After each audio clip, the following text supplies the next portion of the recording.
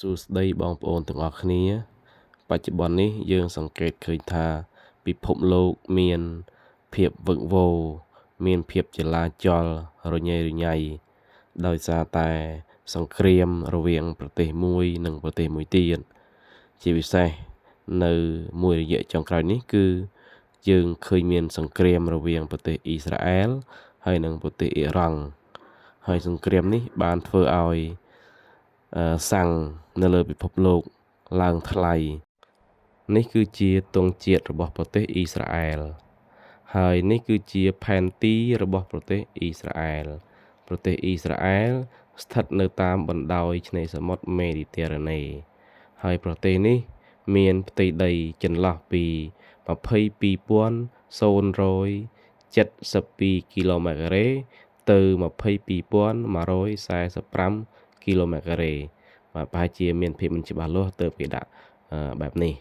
ហើយប្រជាជនរបស់ប្រទេសអ៊ីស្រាអែលវិញក៏ដូចគ្នាគឺមានចន្លោះ10លាន147,200នាក់ទៅ10លាន188,000នាក់តែប៉ុណ្ណោះគិតត្រឹមឆ្នាំ2026នេះបាទនេះគឺជាទង់ជាតិរបស់ប្រទេសអ៊ីរ៉ង់ហើយនេះគឺជាផែនទីរបស់ប្រទេសអ៊ីរ៉ង់គឺជាប្រទេសមួយដែលមានផ្ទៃដីធំចឹងយើងមើលថាតើផ្ទៃដីរបស់ប្រទេសអ៊ីរ៉ង់ហ្នឹងគឺមានទំហំប៉ុន្មានផ្ទៃដីរបស់ប្រទេសអ៊ីរ៉ង់គឺមានទំហំ1,48195គីឡូម៉ែត្រការ៉េហើយប្រជាជនរបស់ប្រទេសអ៊ីរ៉ង់ក៏ច្រើនដែរគឺមានដល់ទៅជាង93លាននាក់គិតត្រឹមឆ្នាំ2026នេះបាទនេះគឺជាផែនទីប្រៀបធៀបរវាងប្រទេសអ៊ីស្រាអែលហើយនិងប្រទេសអ៊ីរ៉ង់ចឹងយើងមើលប្រទេសអ៊ីស្រាអែលគឺជាប្រទេសតូចមួយបើយើងប្រៀបធៀបទៅនឹងប្រទេសអ៊ីរ៉ង់បាទប្រទេសអ៊ីរ៉ង់គឺធំជាងអ៊ីស្រាអែលដល់ទៅ10-20ដងឯណោះបាទចឹងហេតុអីបានជាប្រទេសនេះហ៊ានប្រកាសសង្គ្រាមជាមួយនឹងប្រទេសអ៊ីរ៉ង់បាទតើមូលហេតុអីតើមានស្អីដែលនៅពីក្រោយខ្នងរបស់ប្រទេសអ៊ីស្រាអែលទើបធ្វើឲ្យប្រទេសអ៊ីស្រាអែលនឹងថ្លើមធំហ៊ានទៅប្រកាសសង្គ្រាមជាមួយនឹងប្រទេសដែលមានផ្ទៃដី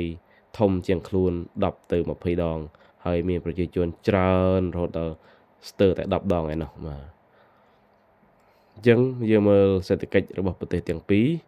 បាទគឺប្រទេសអ៊ីស្រាអែលហើយនិងប្រទេសអ៊ីរ៉ង់បាទយើងមើល national យើងមើល GDP បាទ GDP របស់ប្រទេសអ៊ីស្រាអែលគឺប្រហែលជា559.29កោដលានក្នុងមួយឆ្នាំរីឯប្រទេសអ៊ីរ៉ង់វិញគឺមានត្រឹមតែ375.64ទៅ447.83កោដលានតែប៉ុណ្ណោះក្នុងមួយឆ្នាំរីឯកត្តាអត់ការងារធ្វើបាទរីឯភាពអត់ការងារធ្វើវិញអ៊ីស្រាអែលមានត្រឹមតែ2.7%រីឯអ៊ីរ៉ង់គឺមានដល់ទៅ22.6%ឯណោះអញ្ចឹងយើងអាចសន្និដ្ឋានបានថាដោយសារតែប្រទេសអ៊ីស្រាអែលមានសេដ្ឋកិច្ចល្អជាងប្រទេសអ៊ីរ៉ង់ទើបធ្វើឲ្យអ៊ីស្រាអែលនឹងថ្លើមធំហ៊ានប្រកាសសង្គ្រាមជាមួយនឹងប្រទេសអ៊ីរ៉ង់មិនមែនមានតែហេតុផលមួយប៉ុណ្ណឹងទេមានហេតុផលផ្សេងទៀតដូចជាបញ្ហាគ្រប់គ្រងអាវុធនុយក្លេអ៊ីរអ៊ីស្រាអែលមិនចង់ឲ្យអ៊ីរ៉ង់បង្កើតឬក៏ផលិតអាវុធនុយក្លេអ៊ីរទេពីព្រោះថាវាអាចជាបញ្ហាដល់សន្តិសុខពិភពលោកប៉ុន្តែហេតុអីបានជាអ៊ីស្រាអែលក្លាហានហ៊ានទប់ស្កាត់អ៊ីរ៉ង់មិនឲ្យផលិតអាវុធនុយក្លេអ៊ីរដោយដឹងថាខ្លួនជាប្រទេសមួយតូចមានប្រជាជនត្រឹមតែ10លាននាក់ប៉ុណ្ណោះអញ្ចឹងគឺយើងមានសហរដ្ឋអាមេរិកដែលជាអ្នកនៅពីក្រោយខ្នងអ៊ីស្រាអែលទើបធ្វើឲ្យអ៊ីស្រាអែលក្លាហានទៅប្រកាសសង្គ្រាមជាមួយនឹងប្រទេសអ៊ីរ៉ង់ក្នុងគោលបំណងទប់ស្កាត់មិនឲ្យអ៊ីរ៉ង់ផលិតអាវុធនុយក្លេអ៊ីរជាពិសេសគឺយើងមានលោក Donald Trump ដែលជាប្រធានាធិបតីអាមេរិក គាត់ជាអ្នកនៅពីក្រោយខ្នងជាអ្នកជួយគាំទ្រអ៊ីស្រាអែលក្នុងការប្រកាសសង្គ្រាមជាមួយនឹងអ៊ីរ៉ង់ដើម្បីទប់ស្កាត់កុំឲ្យអ៊ីរ៉ង់ផលិតអាវុធនុយក្លេអ៊ែរហើយយើងអាចនឹងមានហេតុផលផ្សេងៗទៀតដែលយើងមិនទាន់បានសិក្សាថាជ្រាវឲ្យបានច្បាស់លាស់